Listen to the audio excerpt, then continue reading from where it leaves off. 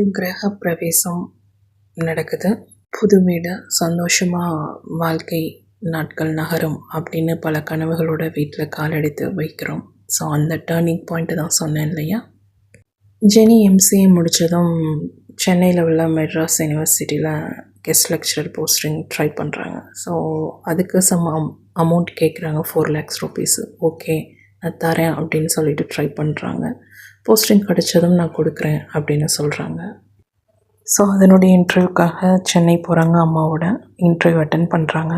But அந்த இன்டர்வியூவில் அவங்களுக்கு கிடைச்ச பேர் ரொம்ப திமிர் அப்படின்னு தான். ஸோ அந்த இன்டர்வியூ ஃபெயிலியர் ஆகி வெளியில் வந்துட்டாங்க அப்படின்னு சொல்லலாம். அதே சமயம் ஜெனியோட அப்பா எப்போதும் போல் பஸ் ஓட்டுவதற்கு போகிறாரு. ஸோ பஸ் ஓட்டிகிட்ருக்கிற டைம் நைட்டு 9 மணிக்கு ஆக்சிடெண்ட் அப்படிங்கிறது நடக்குது. விபத்து, மிகப்பெரிய விபத்து ஏற்பட போகுது அப்படின்னு கூட சொல்லலாம். ஸோ இந்த இன்ஜினியர் அந்த கூட்டம், அந்த கேங் என்ன பண்ணுறாங்க அப்படின்னா திருவிழா செட்டப் ஒரு இடத்துல போடுறாங்க. அதாவது இந்த விபத்தை சித்தரிப்பதற்காக. ஸோ வண்டி, ஜெனியோட அப்பா வண்டி கிராஸ் ஆகும்போது, அதாவது வேளாங்கண்ணி போகிற ரோட்டில் கிராஸ் ஆகும்போது ஒரு திருவாரூர் கிட்ட ஒரு சின்ன கடை இருக்குது, ஒயின் ஷாப். ஸோ அந்த இடத்துல சின்ன டிராஃபிக்கில் வண்டி நிற்குது அப்படின்னு கூட சொல்லலாம். ஸோ இப்போ ஒரு 2 வீலர், ஒரு பர்சன் வந்து வண்டிக்கிட்ட நின்றுட்டு வீண் வம்பு வளர்க்குறான். ஸோ ஜெனியோட அப்பா ஹாரன் அடிக்கிறாரு, 2 வீலர் கொஞ்சம் ஓரமாக நகருங்க, வண்டி எடுக்கணும் அப்படின்னு. உடனே அவர் வந்து, ஏன் இவ்வளோ ஹாரன் கொடுக்குற, நீ என்ன அவ்வளோ பெரிய ஆளா அப்படின்னு டிரைவர்கிட்ட சண்டை போடுறாரு. பட் ஆனால் ஜெனியோட அப்பா ரொம்ப அமைதியாக இல்லை அப்படின்னு சொல்லிட்டு வண்டியில் உட்காந்துருக்காரு அப்படின்னு சொல்லலாம்.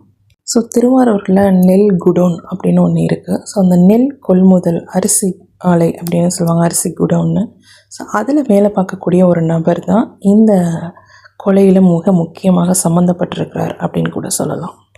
ஸோ உடனே டிரைவர் அமர்ந்திருக்கக்கூடிய சீட்டு இருக்குல்லையா, டோர், அந்த சைடு வந்து 2-3 பேர் பேசிகிட்ருக்காங்க ரொம்ப ஹார்ஷாக.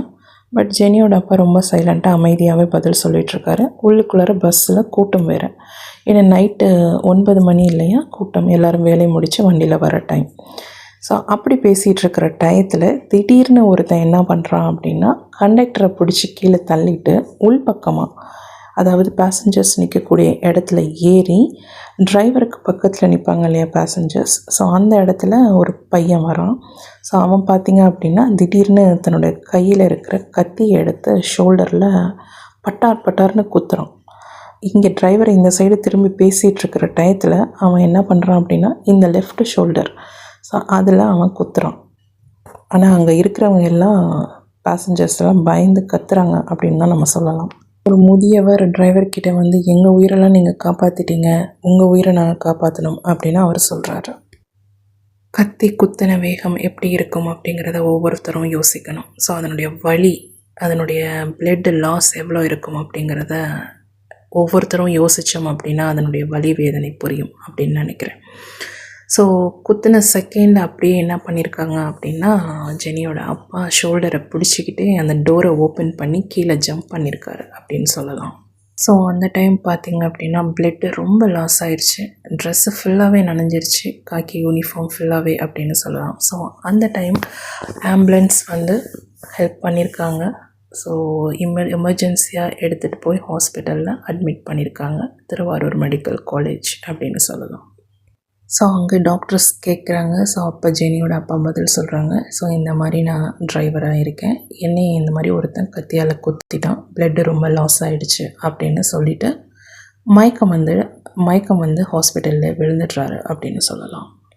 ஸோ இப்போ டாக்டர்ஸ் ஆப்ரேஷன் தேட்டருக்கு எடுத்துகிட்டு போய் ஷோல்டர் இன்ஜுரியை ஸ்டிச்சிங் பண்ணுறாங்க. ஸோ அந்த நைஃபோட டெப்த்து பார்த்திங்க அப்படின்னா 1.5 inch உள்ளார போயிருக்கு லெஃப்ட் ஷோல்டரில் அப்படிங்கிறத அனாலிசிஸ் பண்ணுறாங்க. ஜெனியோட அம்மா கோயம்புத்தூர் கசின் வீட்டுக்கு போயிருக்காங்க. ஜெனி வீட்டில் தனியாக இருக்காங்க. ஸோ இந்த செய்தி கேள்விப்பட்ட உடனே ஜெனியோட அம்மா கண்ணீராக விடுறாங்க. ஸோ ஜெனிக்கு ஃபோன் இல்லை, எப்படி சொல்கிறது அப்படின்னு யோசிக்கிறாங்க. ஸோ அந்த டைம் ஜெனி அப்பாவோட ஃப்ரெண்ட் நாகராஜுக்கு ஃபோன் பண்ணி அவர் உடனே ஜெனியை வீட்டில் வந்து கூட்டிகிட்டு போகிறாரு. ஸோ ஜெனியை கூப்பிட வரும்போது ஜெனிக்கு ஒன்றும் புரியலை. என்ன மாமா, ஏன் வந்திருக்கீங்க வீட்டுக்கு அப்படின்னு கேட்குறாங்க. அவர் ஜெனிக்கிட்ட நீ அவசரமாக கிளம்பு, நான் உனக்கு சொல்கிறேன், நீ இப்போ கிளம்பு அவசரமாக அப்படின்னு மட்டும்தான் அர்ஜென்ட் படுத்துகிறாரு. ஜெனிக்கு ஒன்றுமே புரியலை, என்னன்னு சொல்லுங்கன்னு கேட்குறாங்க. பட் அவர் சொல்லவே இல்லை. ஸோ ஜெனி அப்படி வீட்டை விட்டு கிளம்புற நேரம் பார்த்திங்க அப்படின்னா இரவு 11 மணி. ஸோ அம்மாவும் கோயம்புத்தூர்லேருந்து பஸ் ஸ்டாண்டுக்கு 12 மணிக்கு வராங்க. ஸோ நாகராஜ் மாமா, அம்மா, தம்பி, அத்தை எல்லோரும் ஒரு சின்ன வேனில், ஓம்னி வேனில் 12 மணிக்கு தஞ்சாவூர்லேருந்து திருவாரூர் ஹாஸ்பிட்டல் போயிட்டுருக்கோம். ஸோ 1:30 மணிக்கு அங்கே ரீச் ஆகிறோம் மெடிக்கல் காலேஜ். ஸோ போகும்போது தான் ஜெனிக்கு தெரியுது அப்பாவுக்கு இந்த மாதிரி ஆக்சிடெண்ட் ஆகிருக்கு அப்படின்னு சொல்லியிருக்காங்க. மயக்கத்தில் இருக்கார் மட்டும்தான் சொல்லியிருக்காங்க, வேறு எதுவுமே சொல்லலை.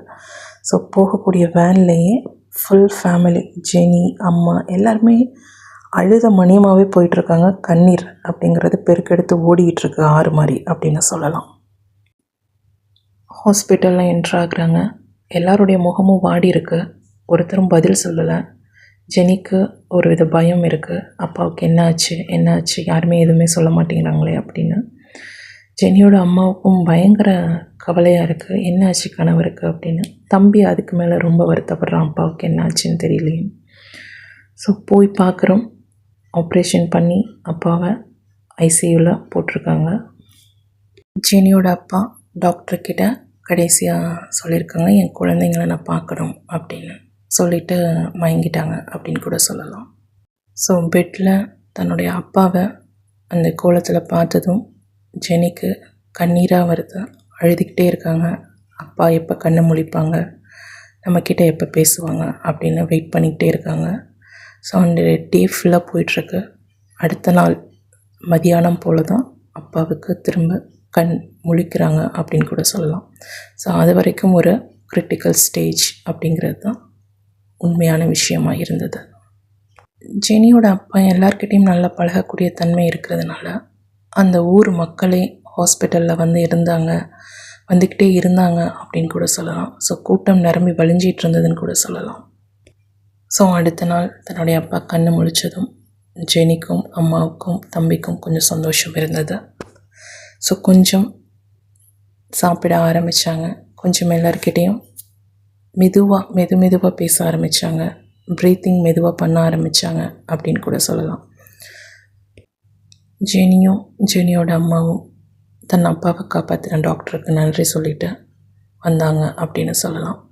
ஸோ அதன் பிறகு கவர்மெண்ட் ஹாஸ்பிட்டல்லேருந்து தனியார் மருத்துவமனைக்கு எடுத்துகிட்டு போய் அப்பாவை பார்த்தாங்க அப்படின்னு சொல்லலாம். ஸோ அங்கேயும் அப்பாவுக்கு கொஞ்சம் சிவியராக நெஞ்சு வலி வந்து திருப்பி ஐசியூவில் அட்மிட் ஆகிற சிச்சுவேஷன் வந்தது அப்படின்னு சொல்லலாம். 1 மாதம் சிகிச்சைக்கு பிறகு கொஞ்சமாக ஜெனியோட அப்பா ரெக்கவர் ஆகிட்டு வந்தாங்க அப்படின்னு கூட சொல்லலாம். எத்தனையோ வலி ஜெனி தாங்கிக்கிட்டாங்க. பட் தன் அப்பாவுக்கு வந்த இந்த வலியை மட்டும் அவங்களால தாங்கிக்கவே முடியலை. அந்த டிப்ரெஷன்லேருந்து ஜெனி வெளியில் வரவே பல ஆண்டு காலம் ஆணுச்சு அப்படின்னு கூட சொல்லலாம். இது எதனால் நடந்தது அப்படின்னா, ஜெனி தன் நண்பர்கள்னு பழகினாங்க இல்லையா, சந்துரு, ராம்னு. ஸோ அவங்களுடைய கூட்டணியில் நடைபெற்ற ஒரு கொடூரமான செயல்னு கூட இதை சொல்லலாம். அதிலிருந்து ஜெனி ரொம்ப தன்னுடைய வாழ்க்கையை வெறுத்துட்டாங்க அப்படின்னு கூட சொல்லலாம். நம்மளால தான் நம்ம அப்பாவுக்கு இவ்வளோ பெரிய துன்பம் அப்படிங்கிறதுல ரொம்ப ஒரு குற்ற உணர்ச்சியிலேயே இருந்தாங்க அப்படின்னு கூட சொல்லலாம். Jenny, yeah, climb the ladder from the bottom floor.